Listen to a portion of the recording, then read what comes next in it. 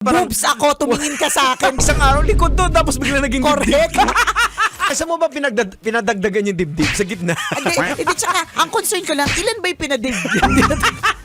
Baka ka na ba? Bakit gano'n na lang siya ka? Kasi kung di ba kung magpapa-enhance man ng ganyan, hindi naman siguro talagang wow. Baka nga, wow! Kasi nga, hindi Cup A, Cup B, Cup C, Cup D. World Cup. Kaya nagulat yung nanay. Baka isa kang boobs na tinubuan ng tao. Baka gano'n. Yung diba? nagsusumigaw bigla. Correct. Parang, Boobs ako, tumingin ka sa akin. isang araw likod doon, tapos bigla naging dibdib. Correct. Ganon bang klase?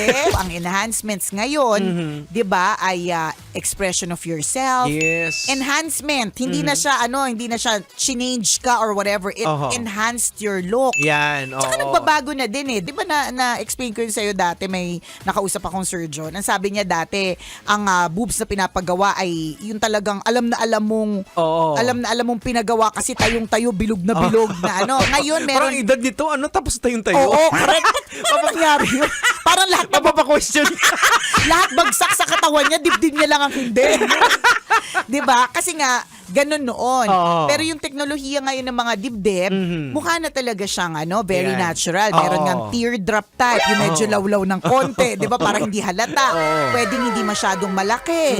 'Di ba? Dati meron lang talaga mga sizes na pwedeng pagpilian. So marami ng choice. Sarap manood ng radyo, no? Ginawa mo na talagang bisyo panonood sa amin, no? Umabot ka na rito eh. Huy!